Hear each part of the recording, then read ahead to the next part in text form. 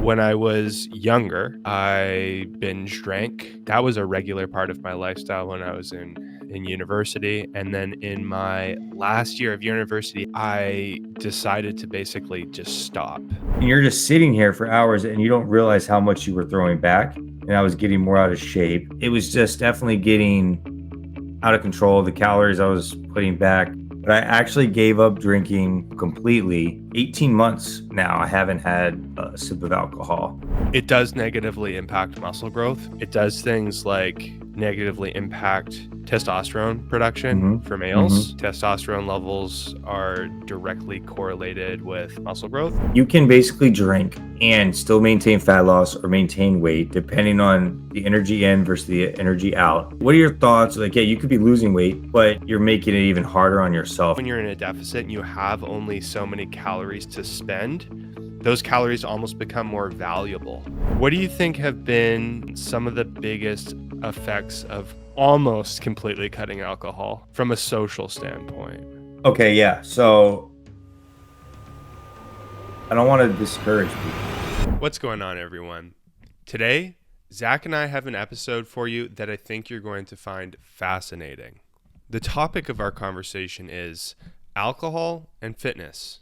Specifically, we talk about things like how alcohol consumption can affect muscle growth and fat loss, how changing your alcohol habits might affect your social life, and we also talk about our own personal thoughts and experiences when approaching alcohol and fitness. If you've ever found yourself thinking about how alcohol might be having an effect on your own muscle growth or fat loss progress, I think you're going to absolutely love this episode. So without further ado, let's dive in. Zach, do you drink alcohol regularly as part of your lifestyle? Not anymore. So I used to. It was a big part of my lifestyle, probably too big a part. But I actually gave up drinking completely.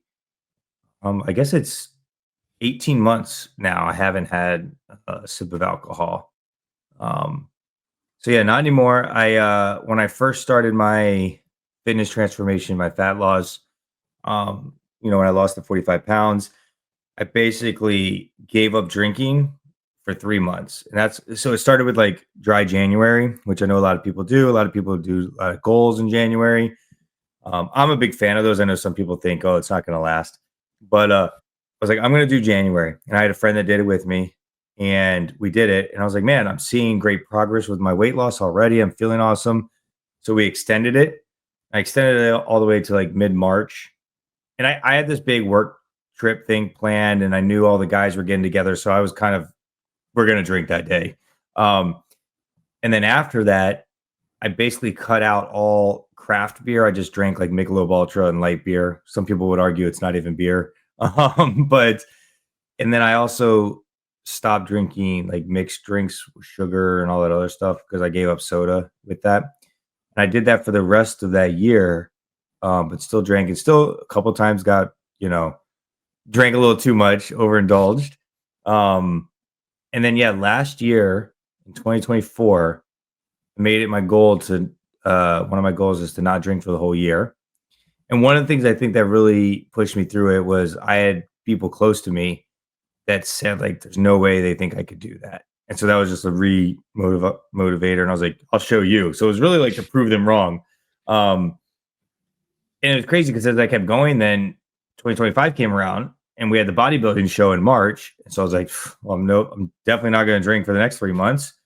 And then as that came to an end, I almost didn't have the desire anymore. And I was like, I'm just going to keep this going. And honestly, I probably could see myself never drinking again. I never want to say never, but yeah, so that's a long, short story. Really, really try to condense. But what about you? Is alcohol in your life? Um, I'm pretty similar to you in that like currently I drink pretty rarely. I don't think I've been it has not been 18 months of not having a single sip. So usually like Christmas time Hmm. or maybe like Easter, like big family gatherings, maybe I'll have like a glass of wine. That's tends to be my drink of choice nowadays. If I am gonna have something, it'll be like a single glass of wine, but usually that's it. A Okay. single glass of wine, it usually hits me pretty hard because I don't have much of a tolerance for it because I don't drink very frequently. Yeah. So I maybe once or twice a year, I'll have 1 to 2 glasses of wine, so very, very rarely will I have I have alcohol. I don't have much of a desire for it anymore, to be honest. I Yeah. think I could probably go for the rest of my life and not even not do it Okay. once Yeah. the Yeah. entire year. I think it'd be okay. When I was younger, so when Mhm. I was in university, I binge drank.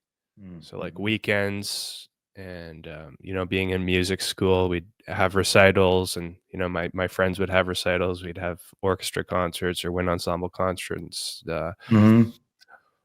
and then after every Rich- concert or Yep. recital or yeah, then we'd go out, go to the bar, and I would binge drink. So that was a regular part of my lifestyle when I was in university, and then in Mhm. my last year of university, halfway through, I decided to basically just stop. Interesting. I Yeah. got to a place where I didn't want to drink anymore for a couple of reasons. From a Mhm. fitness standpoint, I started to get really, really I was always really into fitness all throughout college and before that. I lifted weights all the way through it, but at that point, I was starting to consider working as a personal trainer after Okay. music school. I know that sounds crazy, but after music school, working as a personal trainer, I was thinking about it. So it was becoming even more important than it already was. I knew at that point that drinking alcohol was not helping me build muscle and it was not helping me stay lean. So, Mhm. and it wasn't really improving my quality of life at all. It's fun and we can talk more about that. Yeah. But it wasn't worth it. And so I cut it out, which was a big change. Yeah. And since then I haven't really looked back a whole lot, but Yeah. that's kind of my background with it. Was Um there something that triggered that senior year? I mean, I know you said you were going into, was there a specific event or something like you remember, like, okay, yeah. Good question. I don't Yes. Actually, I think there might have been so there's one that really does come to mind. When you initially Mhm. asked that, I was like, "Oh, I don't know," but actually, yes, there was one event where it was a I think it was the last time I ever drank. It was just like a family thing. It was our Christmas Eve Mhm. family party that we have, and it was in between semesters, so I flew back home from university, and I drank a lot, and I got sick from it, which Yep. that would happen sometimes, and I got really sick afterwards, like, I got a sinus infection and, like, some Mm. bronchitis on top of that, like, I got really sick from it, and that was very unpleasant. That was like a 1 to 2 week recovery. Like, it took Yeah. way too long to recover from that, and I remember thinking, like, it just was not worth that night of lots of alcohol, but I remember getting really sick from that and thinking, like, I think I probably wanna stop doing this," and that was the Yeah. last time I, like, seriously drank to the point of being plastered, into super Yeah. intoxicated, like, going past just a little bit of a buzz. That was the last time. That would have been a long time ago, Yeah. Yeah.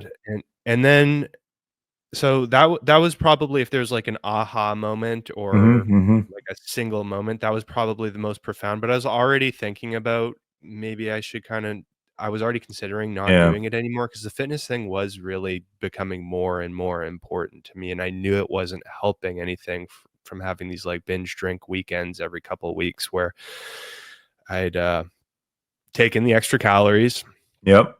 and also it would affect, like, the next training day.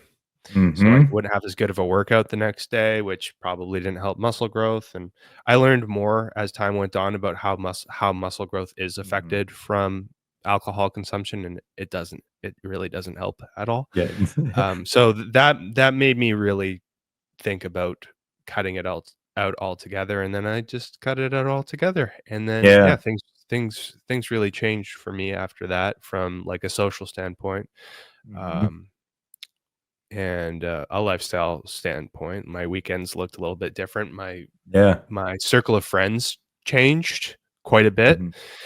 So there's definitely it definitely had a big impact.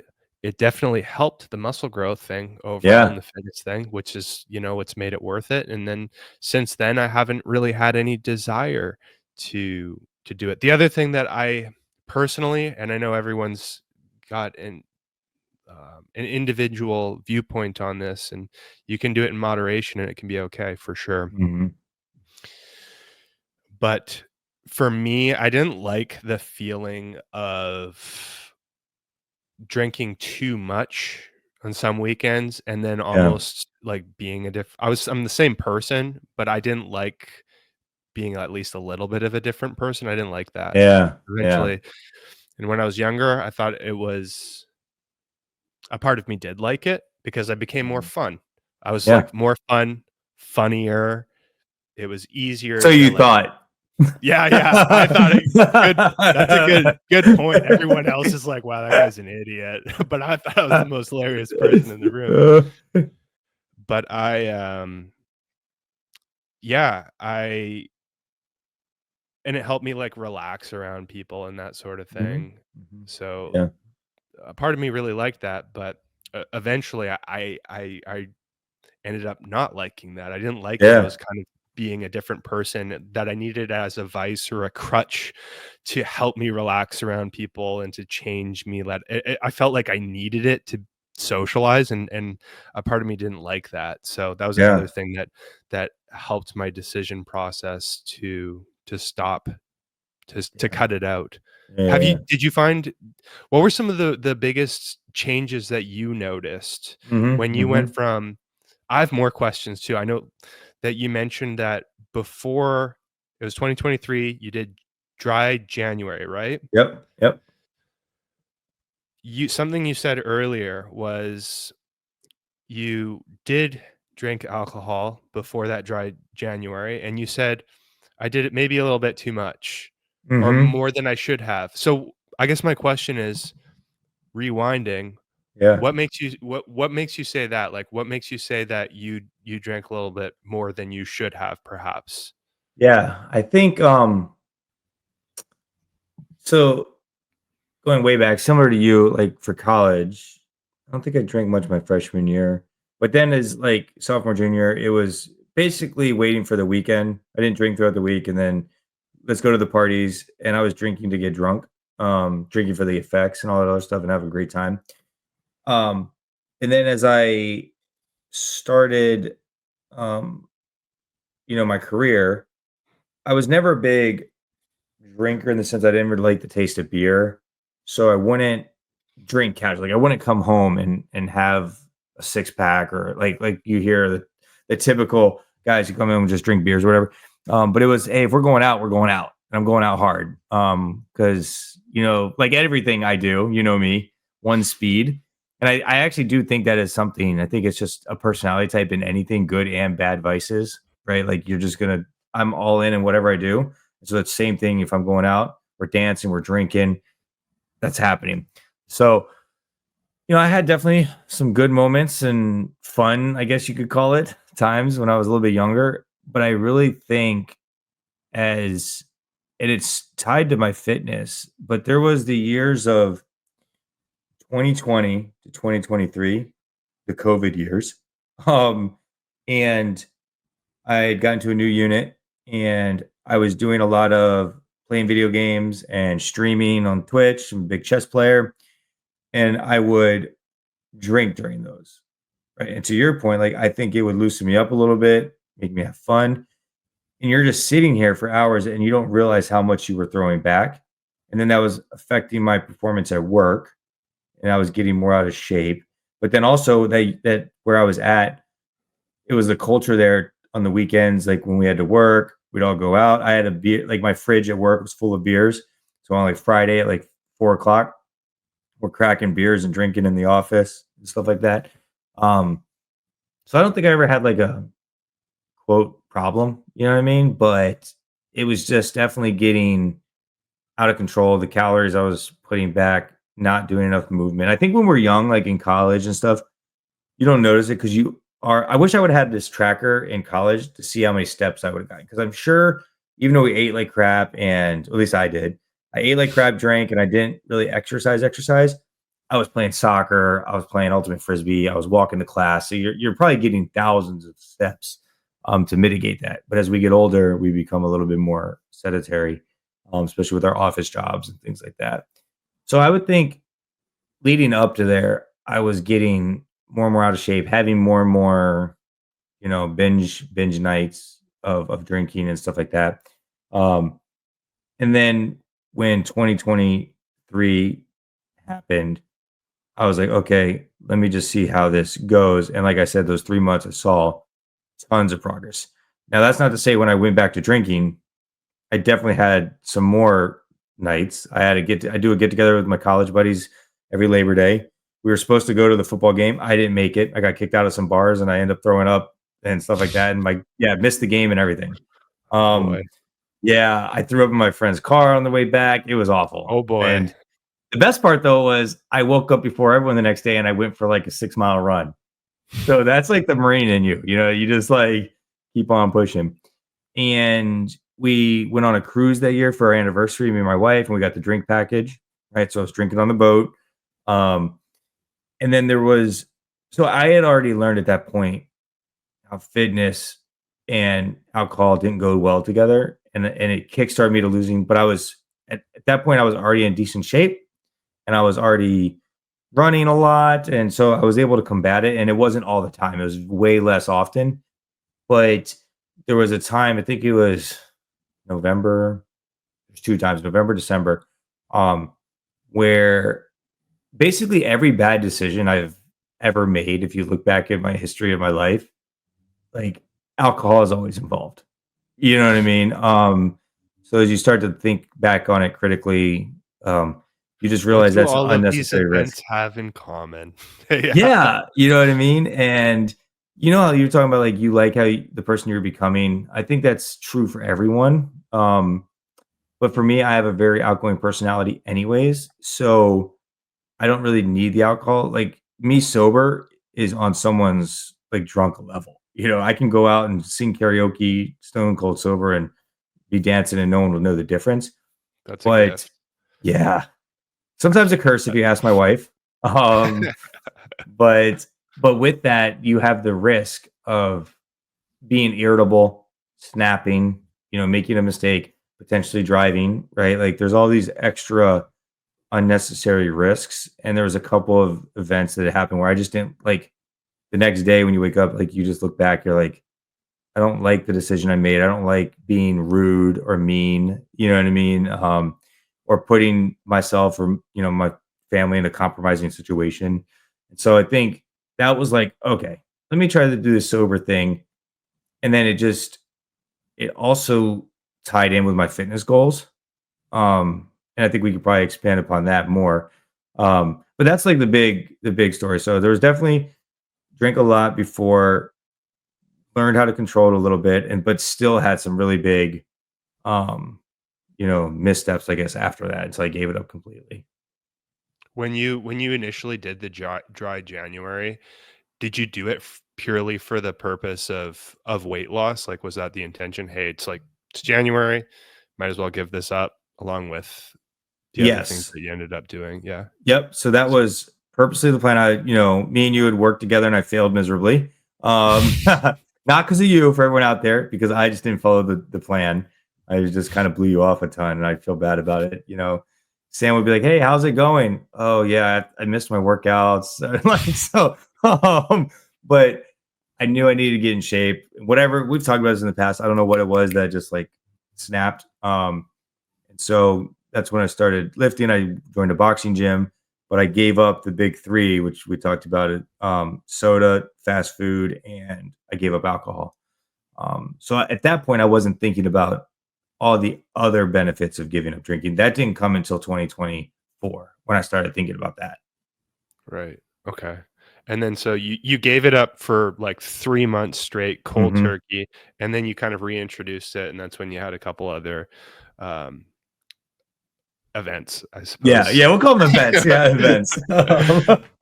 Events. Do you feel like, and then 2024 happened, and then you cut it out entirely the entire year, and then Yep. here we are halfway through 2025, and you still haven't.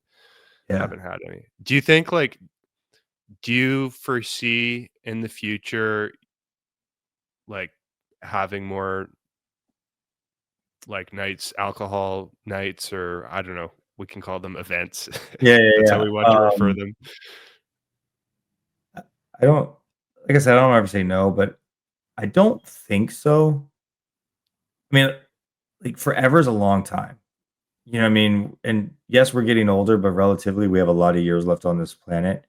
So to say I'll never drink again, it's a very definitive statement. Um, but I've seen the benefits in this short time of not drinking. So I don't know what would push me to go back to drinking. Even the other day I hadn't had an energy drink in 3 months and I had my first one last week in 3 months and it was like so sweet and gross. I feel like that would almost happen with like a sugary alcohol drink. Yeah. So yeah, I don't see myself, and also because this when 2024 happened, I didn't approach it with the fitness. I still had fitness goals, right? I knew that it would help me with those fitness goals, but that wasn't the motivator at that point. The real driver was I was really working on self-development at that point. I was reading a lot of books and podcasts, and I wanted to optimize my life, not just fitness, but just in general. And I think that was one of the things that I knew had to get curtailed or removed, you know. I don't see myself going back. I don't see any benefit. There's actually zero benefit to drinking. Like, and we're not trying to say it's bad if you drink because like we can get into like the whole societal pressures of drinking, but I think scientifically probably zero. I don't know. You said you drink wine. I don't know if you drink red wine because I know that's the study that they all say is good for you. I don't necessarily agree with that. Antioxidants and stuff. Yeah, Yeah, I mean, that's a very surface level argument for it. I mean, you can get antioxidants from a lot of other things other than wine. So, I yeah, mean, like, yeah. if you're going out of your way for antioxidants, like, it doesn't have to be wine. I think the biggest benefit would be, like, I don't think there's any direct physiological benefits. I Yeah, mean, you could make yeah. an argument about the antioxidants, but I think, there isn't any actual physiological direct benefits that you get from drinking it. But if there is a benefit, it might be like depending on the personality, if it helps drinking a light amount or a very moderate amount to the point of helping cortisol levels go down, like relaxation, Mm, there might be mhm, an mhm. overall net positive effect if everything's accounted for, like calories, and it's not something that leads Yeah, you to getting overweight. So there could be an argument there that interesting. it could be from a behavioral Yeah. standpoint, it could be helpful for some people. I think I would typically say I don't disagree, but I think that is what society wants us to say. And I think it's like a mask that we put on it. It's basically like, and I can't remember the book I read this and it's talking about the social pressures of drinking and things like that. But basically, like the liquid courage we've talked about with like going and out and making you funny and all this other stuff. When you drink and do that, you don't actually grow as an individual because you don't have to overcome those fears yourself. And so, yes, it might have like a short term maybe benefit. And hey, you go out there, you make a relationship, you get to go talk to that person at the bar, right? Um, but I think long term, you never develop the skill to be who you are. Like for example, like me and my wife, we had met before drinking, but like at the first night we really like hit it off was at a bar, right? And I think if I would have been like a completely different person without the alcohol, like that could be difficult because then like the relationship is kind of started on a not a lie, but someone who you're not all the time. So I think you have to be careful with it, because then you set the wrong expectation for others. If that makes sense.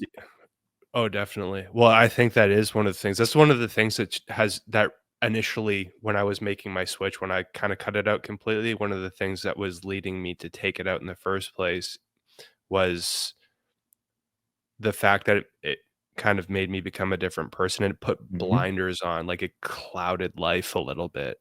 It Mm, just mhm. changed it changes who you are, and it also changes your perception of life in general, and Yeah. that's one of the things that I don't like about it. I think that Mhm. where it if there is a benefit for some people, I think, like you noted, like it might be a slippery slope, and it might be really easy to cross over the threshold for it being like, okay, you can make an argument for it being beneficial for relaxation purposes. But if you go past that threshold, it can quickly become something that's just like there's not really any benefit. And I Yeah. think from my understanding, like one drink, if you have one drink, Mhm, mhm. so like real light drinking, from an overall health standpoint, it's going to have a very little Yeah. negative impact. So like if you have like one modest sized glass of wine, one drink, Mhm. like a real like one, not, I don't mean like a heaping glass of wine that's actually two, but Yeah. like a modest sized glass of wine that's actually classified as one drink, or like one beer or whatever, Mhm. it probably doesn't negatively impact things very much, but it's a True. slippery slope where you have like more than just one. I think it's Yeah. something like binge drinking is technically if you have like over two drinks in a Yeah, single yeah, sitting. yeah, yeah. So it's like that's the threshold. So like if you just go to have that second glass of Yep. wine, that's when it starts to become like negatively impactful for like general health. So I think Mhm, there's mhm. research out there, and I don't want to pull anything out of my butt that I can't directly quote because I can't. But Yeah. I think that people who binge drink Mhm. somewhat regularly, like weekly even, tend to, on average, not live as long. So there's a higher mortality rate, or I don't know if Yeah. I'm saying that correctly, but it's just that's probably not a good thing. We can Yeah, probably yeah, take yeah. that away. And then also too, it does negatively impact muscle growth. So like we're Mhm. really into lifting weights and fitness, and that's something that really turns me off of it. Yeah. Is when you start getting into the realm of binge drinking, which is really anything more than two drinks, then it starts to negatively impact muscle growth.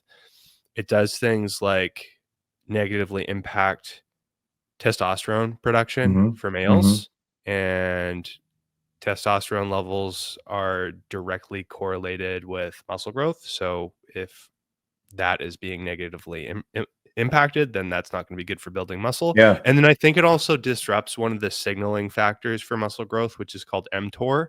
Okay. I believe, and that's probably correlated to the lower testosterone that comes from alcohol consumption or binge drinking Yeah, as yeah. well. So it's not great for building muscle from that standpoint either. Well, also, I think, for me, for the building of the muscle and just really recovery, your sleep is trash, Oh yeah. when you drink, and even, like, just a few drinks, you might feel like you're sleeping hard because you might be passed out, but, your body is not recovering. It's working to get rid of all that, you know, toxins and stuff like that, and it's not burning fat, not building that muscle because it's busy working on all that other stuff. Yeah, it's funny, we have to do these, like, health assessment things every 6 months or every year, and they ask, like, "How often do you have 1 drink?" or, whatever, and I always answer 0 now because it's awesome, but one of them's like, "How often do you consume more than, like, 6 drinks in a day?" And I'm thinking, Friday nights, Saturday nights, like, what kind of question is this? But no one wants to answer that because then you seem like an alcoholic, right? And so it's like the question is totally not set up for what actual society, um, is doing. You can throw back a quick. I think one thing you noted was the one drink, not necessarily the worst thing, like, but and I agree. I think you are very detailed, in your diet and what you drink. Like you're saying, you have one glass of wine. I think people that are so my wife will have one drink a night. Somehow she can do it. She's also the person, I'm telling you, Sam, she buys the little mini candy bars. You know this about me, right? She will literally go and eat one. And I'm like, there's a bag of 100. What, how, like, I'm going to eat five. I'm going to grab a Yeah. handful. Right. And when I tell Sam I'm not losing weight, he's like, how many extra calories did you eat? I only had 5 little Hershey's. He's like, Yeah. duh. That's only 5 calories. It's 1 calorie per little chocolate Yeah, bar. yeah. So she's able to control herself, and so therefore, yeah, it's so funny that most times the drink she's drinking is like between 4 and 5%. The other day she had one, and she's like, "This one's 8%. I didn't realize," and she could tell, right? So I think the issue is most people do not have the level of self control that you have. So although they say they're only going to drink one, maybe they drink two, right? And even if they're only drinking one, now they want something salty to eat with it because they had that one. So I think that's one thing to keep in mind with fitness and fat loss goals. Drinking and junk food go together. You know, they love each other. And your decision making will go out the window, and you'll eat your little snacks. You'll get the little midnight munchies when you're drinking with friends. Like, hey, there's usually some food around as well. So it's a compounding effect. So it's not just the drinking; it's you're drinking and eating. That's a really good point. So alcohol itself consists of calories. So from the from the perspective of trying to accomplish fat loss or weight loss, that's something that has to be accounted for. Is Mhm, so technically, if you have a lot of self-control, like you noted, um, like like your wife, for example, she just mhm, limits herself to one drink.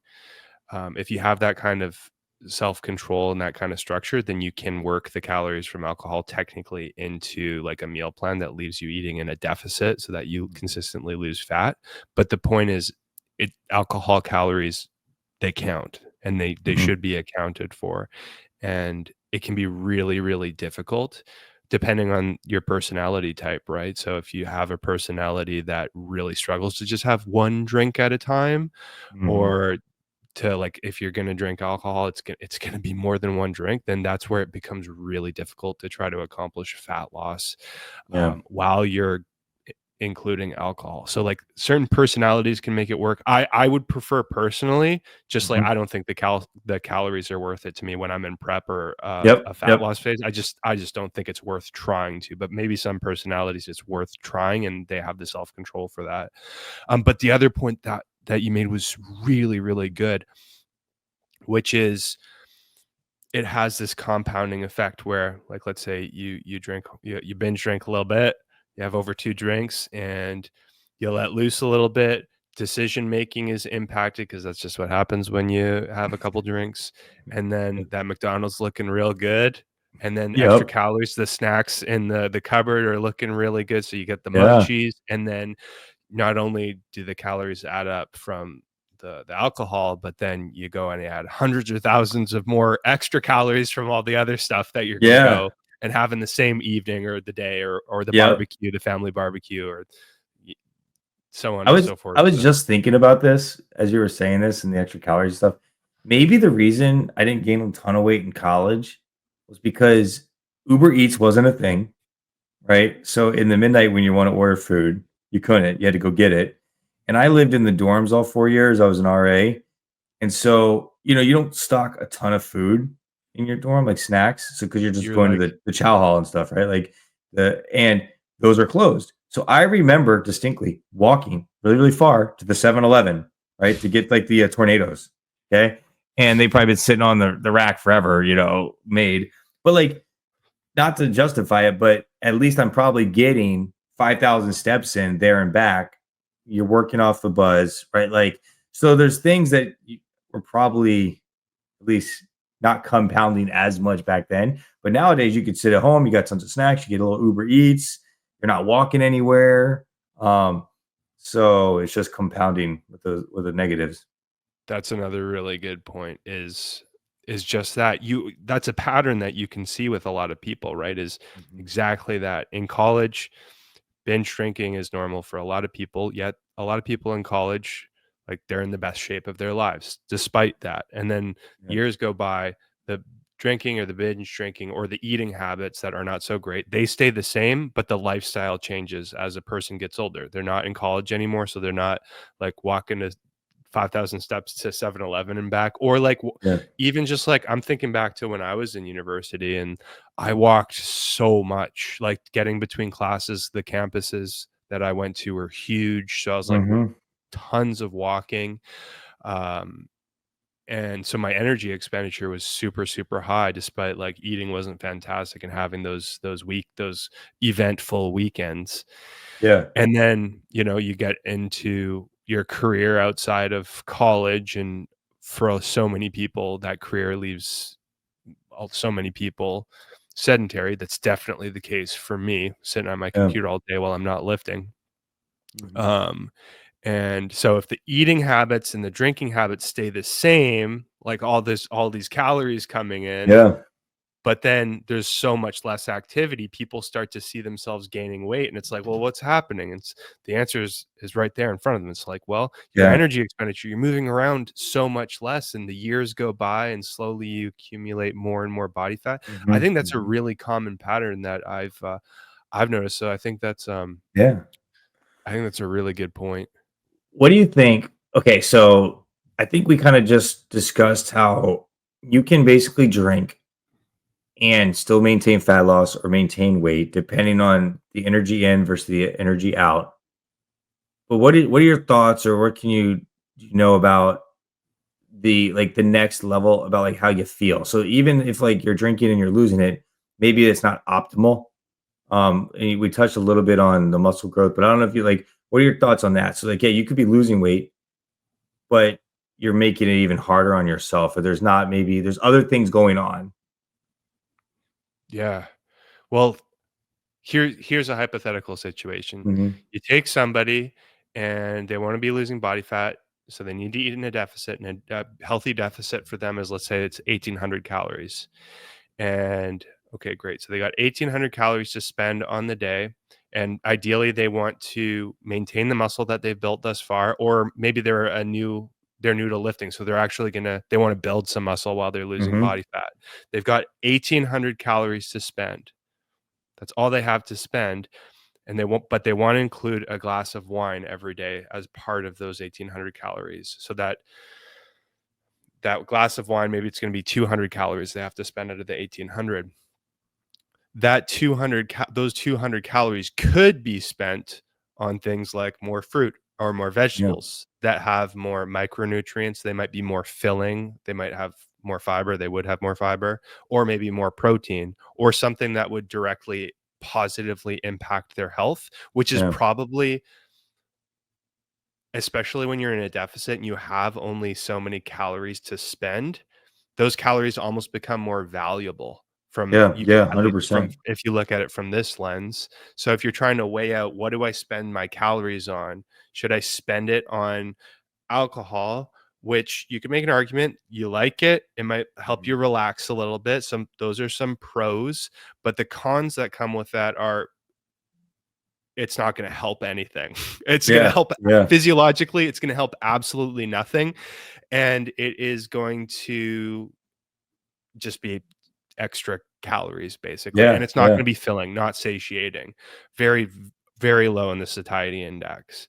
Yeah. So if you're trying to weigh that out versus, should I spend those 200 calories on maybe more vegetables so that I can feel more full and ultimately make the diet more sustainable because I'm more comfortable because I'm full, you could make an argument there that it would make more rational sense to go for the extra vegetables. It might just make the process easier and leave you as you asked, like how you feel Yeah. having the Yeah. alcohol versus something else. It probably will leave you feeling a little bit better, Yeah. if that makes sense. Yeah, no, for sure, for sure. I agree. Yeah, as you're talking about it, I generally try now to not drink any calories, pretty much. In general, And yeah. yeah, so like I've given up soda. I think if you are going to drink soda, diet soda is where it's at. Um, even coffee, I'll just drink black coffee. I don't even add creamer or anything like that. Every now and then, like on a Sunday, I have a chai tea, which is 60 calories. I know exactly how much it is because I count these things now. But it's so funny. I went to I was telling you I had my first energy drink the other day, White Monster. They're the best ones out there. And OG white ones, yeah. yes, so good. They And are the I best. obviously only 10 calories, easy day, very minimal calorie. And the guy I went there with, he grabbed the green one. I said, "What are you doing? That's Yeah. 230 Yeah. calories."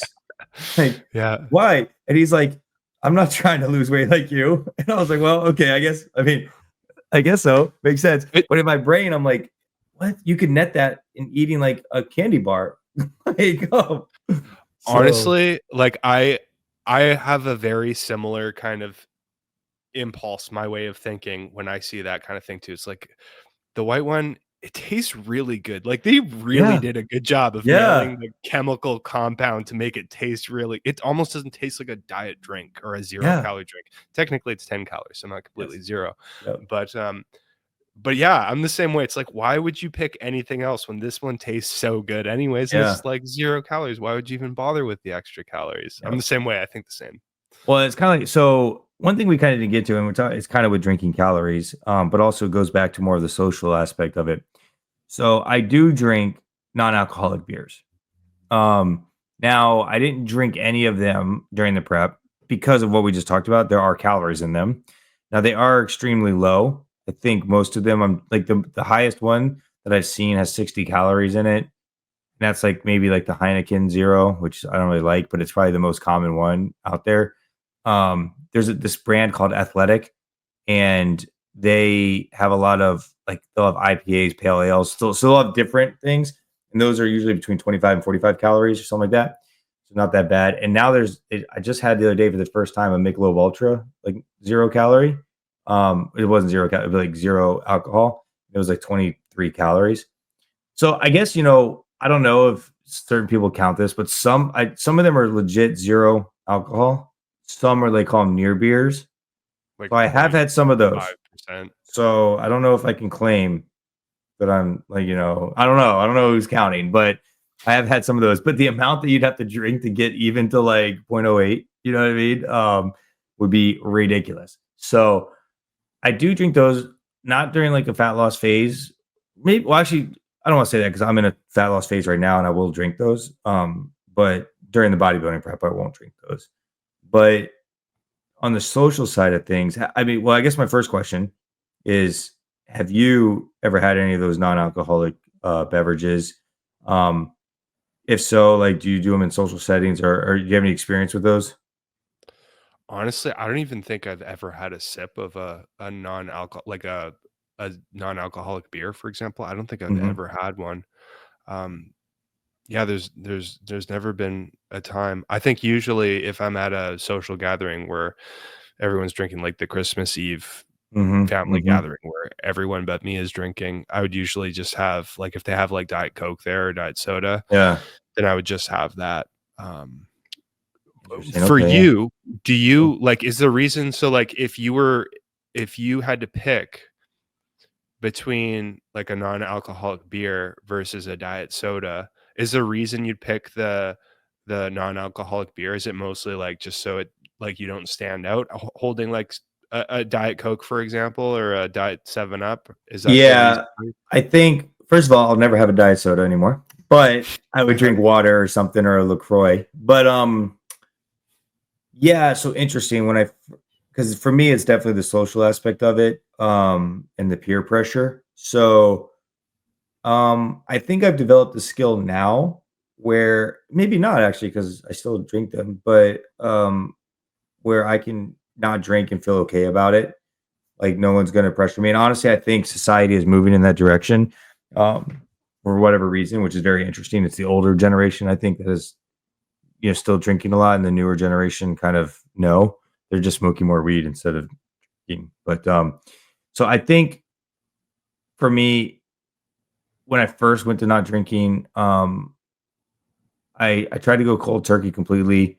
But when I did go to a couple social events, I would have non-alcoholic ones because I didn't want to have to deal with answering the questions. Um, I think on two folds. Number one, people automatically think you have a problem if you're not drinking. And then you got to explain, no, I'm just into fitness. And it's like, okay, liar, you're probably like an alcoholic, right? And then on the other side, my friends who truly do know me, it's like, it's hard for them because I've always been the fun guy who's throwing them back. I'll be the one to down to do anything. And now I'm not that guy anymore. So they're like, "Oh, come on, Zach, let's have a drink. Come on, just one more." Even now, they still kind of mess with me a little bit. So I'll just drink non-alcoholics. Kind of feel like you're belonging, which it makes social sense. In some ways, it makes me feel like a sellout, though. Like, why do I need to do that? Like, and I'm getting no benefit of it, but maybe just that little bit of less social anxiety and stress is worth it. And so I think that's how it started. Um, Now it's like a treat actually. So because like for example, I know 4th of July, we're having a cookout. I've been I've been educated. We called it a barbecue. And we live in North Carolina. My wife is from New York, Buffalo. everything that's cooked on the grill in New York is a barbecue. If you're down in the South, unless you're making a brisket or something like that, it's a cookout because we're just having hot dogs and hamburgers. So I put barbecue and people are like, "Oh, you're smoking a brisket?" And I'm like, "No, no, no, we're hot dogs and burgers." "Oh, a cookout." I'm like, "Okay." So for any of those listeners out there, you should understand. But I will have non-alcoholic beers throughout that. I mean, it's kind of like the American thing, as sad as it is, like grilling, drinking a beer, that social aspect of it. But I've gone so long now without soda, without any flavor. It actually is like a little bit of a something different than just water. Like, and they're different flavors and things like that. So that's where I'm kind of at now. But I think it definitely started with me being unsure of the terrain of how I'm going to be received. I did a lot of things where I think we've talked about this in the past. Like I used to go to a lot of breweries and like the whole vibe there is like you have to drink.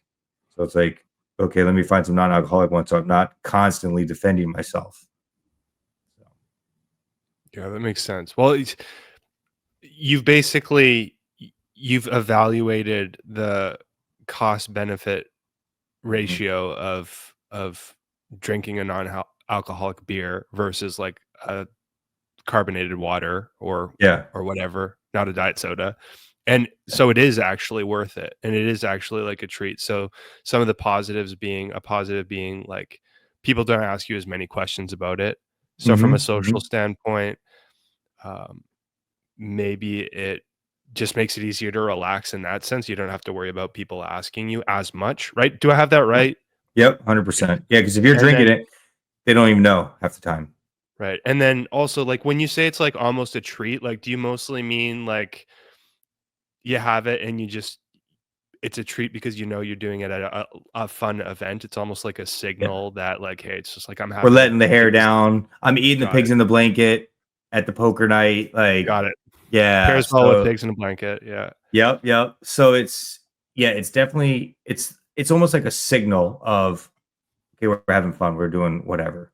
Um, and so I think, but I think there's some things about mentally how you handle that, and like if you truly don't want to drink, then why do you succumb to the peer pressure, right? There's maybe some merit to that thinking, but to your point, the cost benefit, like I'm not getting any of the negatives with the effects of alcohol in your body. I'm not getting the negative effects of not getting good sleep. Like all I'm getting is a little bit of extra calories, some carbs, like and if I'm fitting that within, okay, it's no different than drinking those energy drinks that have 10 calories, except I'm just not getting the caffeine. So It's worth the trade off of the like 20 to 45 calories. yeah, It's just exactly. worth Just it. a couple rice cakes that I won't eat. Exactly. So It's a yeah, sacrifice you're willing to make. yeah, Um, yeah. so question, and you've kind of answered this in parts already to some degree, but what do you think have been, let's say over the past 18 months, some of the biggest effects of almost completely Right. Yeah, yeah, cutting yeah. out alcohol from a social standpoint? Okay, yeah. So I don't want to discourage people. Because again, everyone's on their own journey. I think you kind of alluded to it as well. Um, but I have a completely different set of friends than I had 2 years ago. Um, Now the friends I have from college are always going to be my friends, right? Because we have longevity and history, and so we're still going to get together and see each other. And the weird thing is on that, I'm kind of the ringleader, I guess you could say, with us. And I've noticed with me drinking less, they naturally drink less. Because I used to be the guy encouraging them to drink more. Let's go get messed up. Without that, there's no hype man for them. But with my friends here, it's like I'm not just gonna go to the bar and just drink. Even now, when we go to like trivia or bingo or whatever we're doing, it's kind of like I'm not just gonna sit here and just drink a beer. So then I started doing less and less of those things, um, and stop hanging out with those friends. And what I realized, I didn't really have as many friends. They were just drinking buddies. Um, so it's kind of sad in one sense, but in another sense, just like we're talking about like optimizing like our training techniques, optimizing our nutrition, I'm also optimizing my social circle. Um, and I think as I was doing a lot of self-development, like I said a couple years ago, reading some books, stuff like that, you are who you surround yourself with. And I think that's a good thing. It's not to say that people that drink are bad or anything like that. It's just we have different values and we have different goals, um, prioritizing different things. Um, and so what I've noticed is the friends and the people I hang out with are not binge drinkers anymore. They're not the ones that get, plastered. They're the guys that want to go out and get a run in the morning. They're ones that want to lift. They might drink a couple, but then they're going to work it off, right? Um, so I think you surround yourself with that, which is just a good ecosystem of people that want to eat healthy, people that want to exercise, like-minded individuals that are just trying to optimize themselves and things like that. So that's kind of been the experience. But in some ways, I sometimes question like, am I becoming a boring person? Like my life is so much focused on fitness now, and and we've talked about this in the past about me like losing my identity as the goofball and the musician, the chess player, and all these other things. Also, kind of, I liked being the fun guy that goes out, and now I don't do that anymore. And that's just, I think I've just grown. It's just maturing, and I think it's hard for people to remember you can still mature your mid 30s, your 40s, your 50s. Like maturity is like a constant work in progress. You're always working to improve. I think that was just, hey, as I get older, have more responsibilities, optimize, have to the margins start becoming less with the mistakes you can make. Um, you just have to lock it in. So I think it's a long answer. But yeah, I don't know if that answered it or if you have similar experience. I was thinking all the way through that, a lot of that's super relatable to me as well. I know that when I in college initially cut it out, I I my some of my closest friends, like, we just ended up drifting apart afterwards Mhm. because as during the time where we were very close friends, one of the things that kept us really bonded was the nights where we would drink Yeah. after orchestra concerts, chamber music concerts, that sort of thing, thinking back to being in music school, and then, um, it was the next year that so I cut out the alcohol, then the next year I became a personal trainer and then entered into the fitness industry, like, that was my Mhm. career.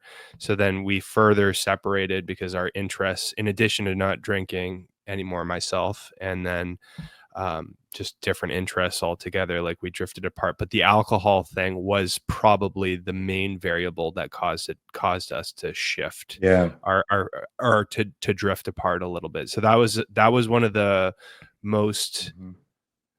impactful parts about cutting out alcohol was my own changing of the shifting of my inner circle, my friends just changed, which and that was kinda Yeah. tough. That was actually Yeah. that was one of the harder parts of doing that. It's a big change to make. And then, the other thing that you mentioned, I don't think we've talked about that before because we've talked about this topic off air, like, just Mhm. in conversation, uh, several times at least Yeah. at this point, but that was the first time that I think you brought up questioning if not doing it has made you into a boring person, because that's Yeah. actually something that I think about sometimes too. Looking back, to when I was in college, and I was a lot funnier. Like, I just or at least I thought You I think was you were a lot funnier, sorry. I yeah. thought I thought I was funnier, and just, I don't know, more fun to be around, Yeah. and I think I am a lot different without it overall, and I've questioned that too, like, am I more boring? Yeah. The answer is 100% yes. That Yeah. is Yeah. the Yeah. Yeah. answer. Like, I know I'm more boring.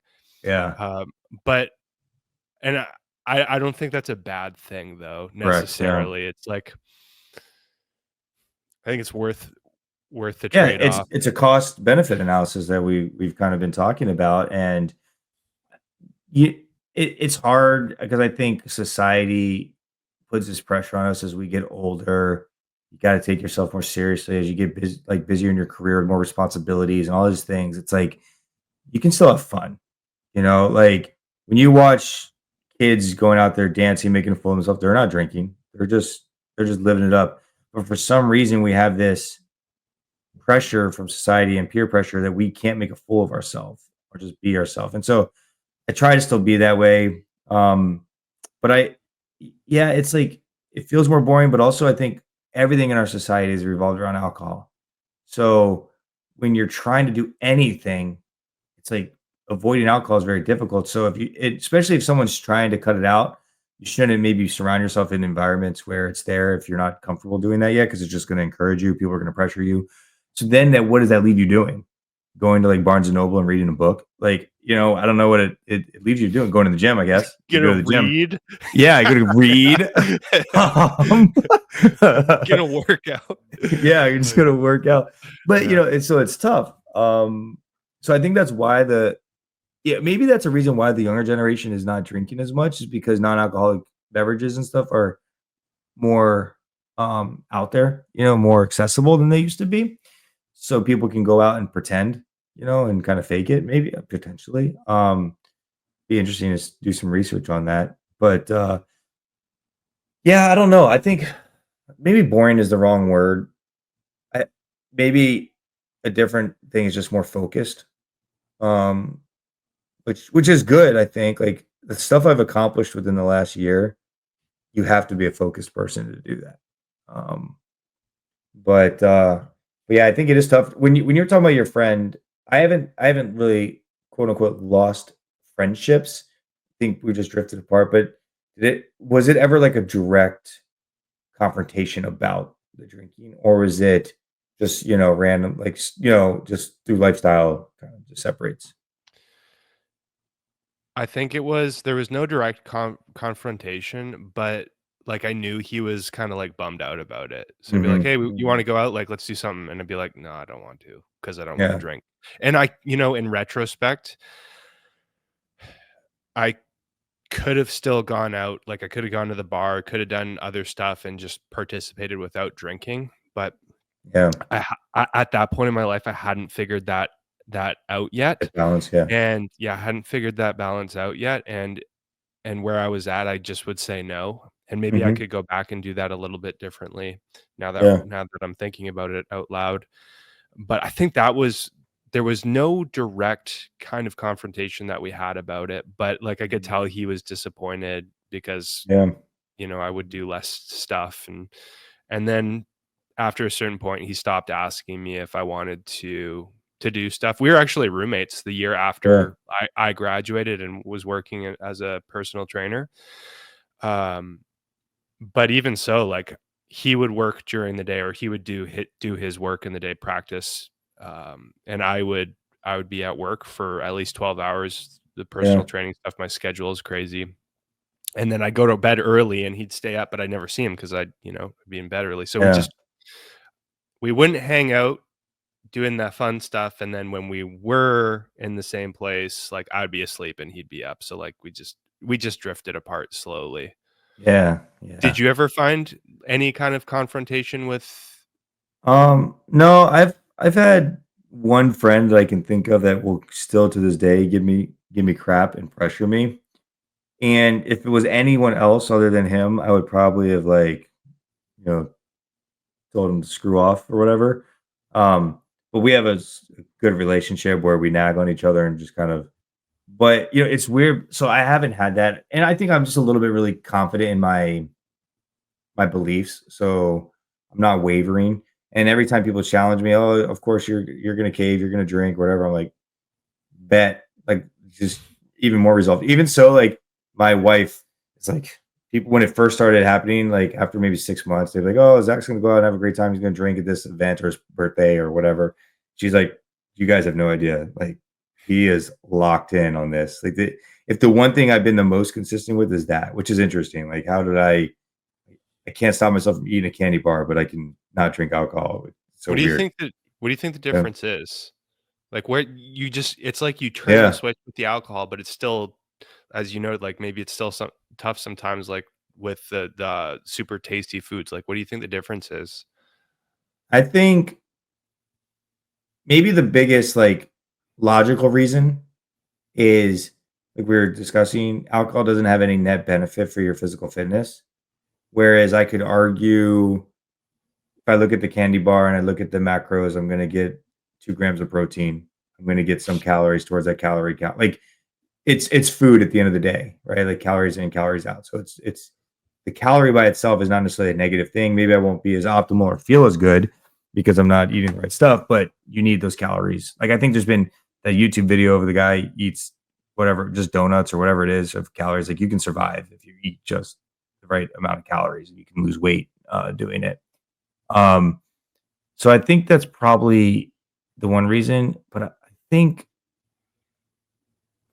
for me, it's all the other social decisions, not liking who I was, like those things. Like I joke about it with my friends about that last time I got super wasted at the football game and got kicked out of the bar, right? Like it's we laugh over it, it's a good time. But in some ways that's like if you look at it a different way, that's embarrassing. You know what I mean? And then also when you look at your credit card statement the next day, that sucks. Yeah. Um, so that's the one thing I noticed saving a ton of money on not drinking.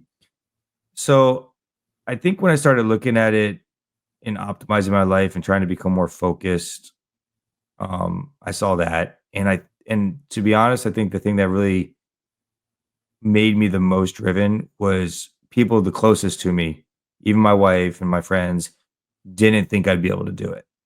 And I didn't like for someone to say that that truly knows me and like loves me, say that they don't think I have the self-control to not do something I say I'm gonna do. Like I was like, okay, I'm gonna prove you wrong. Um, so I think that tied with knowing that thing is a negative, like it's negative for your health, it's negative for the decisions you make afterwards. That same threat of, oh, you can't give up candy. Candy doesn't make me an asshole. Candy doesn't make me make bad decisions and potentially like get in arguments. Candy doesn't prevent my muscle growth and sleep. So it's that threat of saying you can't do that. Okay, not as big of a deal, but the threat of that other one saying you don't think I can give up all these negative things. So I don't know if that answered the question, but that's kind of I think why. Yeah, I get it. I mean, there's layers to it. Yeah. Like, there's the almost like proving family wrong or just showing them maybe that you have the capacity, like, yes, I can do this, and I want to show Mhm. you that I can do this. And then also the fact that there really isn't any physiological Yeah. At positive least for benefits me, that you especially get my from it. personality type, I don't need it for the extra the extrovert in me. Yeah. Um Also, I think I just thought about this when you're saying this. So when I did the no alcohol, I did 3 months without it, and then I went back for the 9 months, and then I did this journey. I'm wondering, it's gonna be interesting on this next, bodybuilding prep. That was my first time going to that extreme. So I learned, I made then mistakes and kinda like I drank again after and whatever. Maybe that's gonna be similar, where during that was my learning process. So I didn't really lock in until that last month or whatever. Um, Maybe this next time, it's kinda like I've taken now my 9-month break and now I'm about to start doing it correct. So maybe, hopefully, like, when I do it, I think the biggest thing I learned is I'm actually gonna be honest with myself, and if I eat the candy bar, I'm just gonna count the candy bar. Like, there's no point lying. Um, but ultimately saying no to that as well and approaching it that same way. But the difference is knowing that's not forever. Um, you know, so maybe that's it. Yeah, Um, from my experience, that's one of the biggest advantages of doing multiple preps is you learn different things every time you do them. So everything that you learned about caloric intake and like the mindset you benefit from getting into the last time you prepped, like now you're fully prepared, you have your expectations set for the next one. So it yeah, will be interesting to see how you how you crush it yeah, of course. based I'm off gonna of the experience that you Yes. have having done one already. Yeah. I'm looking forward to it. Just like I was looking forward for this this little phase I'm on right now. Um, what do you think are some So someone that wants to get into fitness, or maybe they're in their fitness journey right now, and they're listening to this, and they're like that guy who drinks, on the weekends, binge, whatever, 2 or more. Um, I don't want to ever like judge someone or critique or tell them they have to do something different. But if we're trying to maybe help them in some way based off our experience, maybe optimizing their muscle growth and their fat loss, what do you think are some of the things, like the big things, maybe to move to that direction, or maybe are preventing them from taking that leap of saying, "Hey, I can't give up the alcohol," or whatever? Like, how do we get them to? Because it's hard. Like we talked about with fitness, you can't see it until you're there.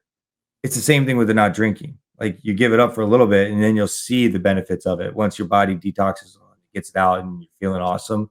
So, what are your kind of thoughts for those people that are like listening to this and are like, "Yeah, I want to do that. That makes sense, but I got Fourth of July coming, then I got a party, and then I got they're just going to list all these things that they have to do, and they don't think they can give it up."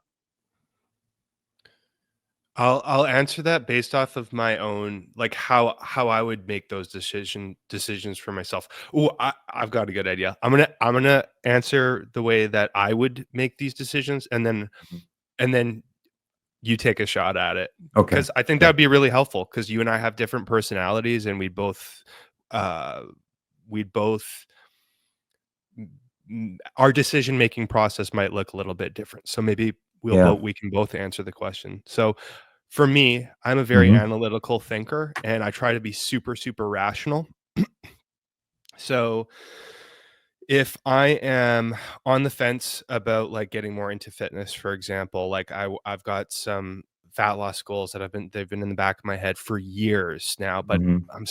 I've been progressively gaining more body fat rather than losing it, and I've always wanted to be more muscular. It's always been in the back of my head, but I've not never really got myself to consistently commit to lifting weights and just being Hmm. on track with diet. And I know that maybe I binge drink a little bit more than what's helpful. So maybe Hmm. that's the hypothetical situation.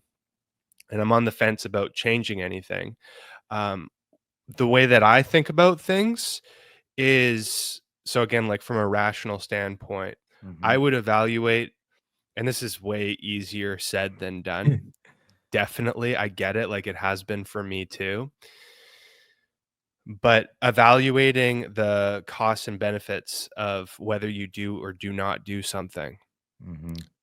So, for example, if I really want to lose 20 pounds, 30 pounds, or I want to go from being overweight to being at a healthy body fat percentage and eventually get visible abs, then I would go through all of the things in my life that I'm doing consistently, my eating habits, my alcohol consumption habits, my exercise habits, and I would go through all of that, and I would ask myself, is what I'm doing helping or hindering Hmm. overall?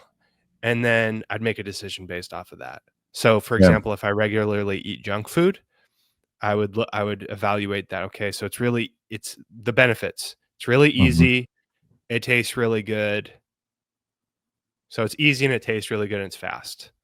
But the negatives are, it doesn't help me accomplish my muscle growth, fat loss goals, and it doesn't and it leaves me feeling kind of crappy after. I get mental fog. And yeah, I gain weight instead of Yeah. lose it. So it's like, okay, if I'm evaluating the two, there's pros. So it tastes Hmm. good and it's fast and convenient, but there's a lot of cons. So, like, from a rational standpoint, if the goal of losing weight is really strong, then the rational thing to do would be to pick taking out the fast food Yeah. consumption and switching it to eating healthier, learning how to eat healthy. That would be the rational thing to do. But that's really tough. Like, Yep. human beings in general really struggle with making rational decisions. So even for myself in the past, so this might not be the most helpful advice, but that is kind of my thought process. And then because we're talking about alcohol, Hmm. that's probably the example I should have used. So my alcohol consumption, maybe I go out and I drink, I have 6 to 8 drinks every Friday Hmm. night or every other Friday night. So how I would evaluate that from a rational standpoint would be, okay, how is it helping me? Well, I have a really fun night. Uh, the the drinks kind of taste good, so they're pleasant to Yeah. drink. What else would be a benefit? Those are the biggest ones. You have a Yep. lot of fun, and Yep. maybe you can make an argument that they taste good. But then the benefits are, or the cost, because there is a cost. Extra calories, hungover the next day, so you don't get a workout in. It's harder to be consistent with working out. You might Yep. eat extra calories because you go to McDonald's after. So it makes the whole fat loss process really difficult, makes it hard to build muscle. It probably increases the probability of gaining body fat rather than losing it. So there's a lot of costs Hmm. that get in the way of accomplishing the muscle growth or fat loss goals. So from a Yeah. rational standpoint, it would make sense to make some kind of real big change, whether it's just like, okay, if I'm going to go out, I have one drink, or to just cut it out. So for me, that's what I would do. I'd evaluate those costs and benefits and make a rational decision from there. And then from a macro standpoint, understanding that it would help me. So, like, let's take this hypothetical person that's like on the fence. They want to start getting into fitness and Hmm. accomplishing their fitness goals. It's been in the back of their mind for a long time. There is also a cost benefit ratio for not making a decision too. Hmm. So if Hmm. you just kind of stay in this no man's land of like, I don't know if I should Paralysis change. by analysis. Yeah. Yeah, I don't know if I should change, so I'm just gonna not do anything for now. I'm not gonna make a decision. I'm not gonna make a decision if I'm gonna cut out alcohol or not. I'll just decide later on. That has a cost too. So there's a benefit. The benefit is you don't have to change anything. So Yeah. things, which is easy. So that is a benefit. That's a pro. But the cons are you might continue to gain body fat, or Hmm. you might struggle with not having as much muscle as you want, and that might be negatively impacting your life in other ways. So there is a cost of also not doing anything too. Yeah. Yeah. So that was a very long answer. Yeah. What Yeah. No, is I love it. I, w- I want to know what So, I want to know what your process would be. yeah. So I think I would approach it two ways, and it would be dependent on the personality. I think that's huge. I think we've talked about that. That's something I didn't think about in the past and how much it is. You'd have to look at the person, and if they're the kind of person that's going to go all in, I think challenging that person to do a 1 month don't drink, right? Like a dry January. So like all or nothing. Like we're full in it. Give me 1 month. Go to the gym 3 days a week. You know, only eat out one day on the weekend. No alcohol. Or maybe it's like only one drink on the weekend or something. But I wouldn't even know. Screw that. Like no drinking, right? For 1 month. Um, and then have them explain if they do it, right? Um, how they feel and see their progress, right? And I think so challenge them to do that. And then if they say, yeah, let me do that. Then the second part of that challenge I would tell them is they have to, I'm a big fan of this. I know not everyone is. Publicly post that. Publicly put that out there. Say, hey everyone, I'm doing dry January. I'm doing dry March. I'm gonna go a month sober and I'm gonna be hitting the gym. I want to have some fitness goals and health goals. And then ask those closest to them. So if there's married, their spouse, a parent, something, hey, I need you to hold me accountable because I know this is gonna be tough for me and I'm not going to. And I might blow like Sam off or Zach off, right? Because they're on a screen and I can turn them off. But like you at home can challenge me and push me. And asking that in those random moments of motivation when they have that before the dips come and then they're there, right? So I think that's one person. And then that person, if they don't follow through with that and they fail, right? Then I think you have to go with the slow approach. So then I would like take that person and be like, okay, look, you wanted to go all in. So I know you have the desire somewhere in you, deep inside. You have that. Obviously, that was too much, right? It didn't work. Let's peel the onion back. Okay. Let's start with we're just going to not even worry about our diet and our drinking. We're just going to go to the gym 3 days a week. Let's do that for 2 weeks, 3 weeks. Just hit that. Okay, cool. Now we're gonna just we're gonna look at our diet. We're just gonna eat. And now we're gonna just look at the drinking. I think I would do like a peeled back approach. So that way it's not too much too fast. I think that would work for some people. For me, that would not work. Like I think we got to pull that scab off. We just got to go and you're gonna see the results quicker because it's gonna take really long if you do the slow approach for them to potentially see results. They might feel better, like obviously they will, but 1 month of going all in, they're going to know after that month. So I think that's kind of how I approach it. I'm a big fan of putting your goals out there publicly and then having some key confidants who can really be honest with you, um, that you trust and love no matter what, even if they say, like, it hurts too when they say the truth, but you know deep down it's like, man, they're doing what I asked or they're saying what I really, really need to hear. So I think that's I how I like approach it. that. I Yeah. like that. The Yeah. two different approaches. So the all-in approach, and you get a lot well, you get at least a good chunk of people.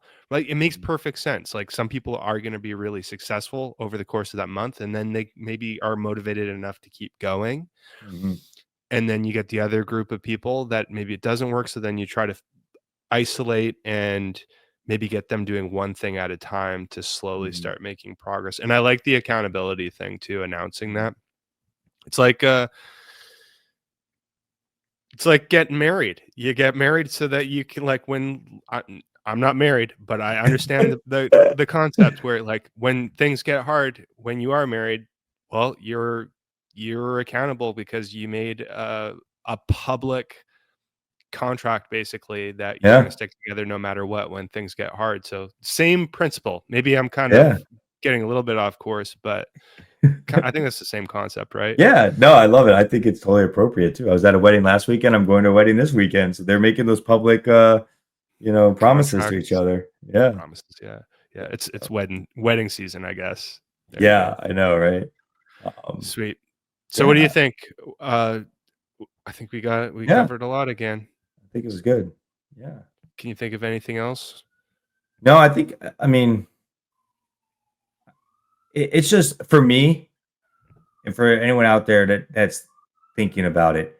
At least for me, it's been the best decision so far in my fitness journey and probably besides like getting married, obviously, but like it has been one of the best decisions in just my life in general. So like fitness by far, you know, second maybe is like working with Sam, but first is giving him I alcohol. made the list.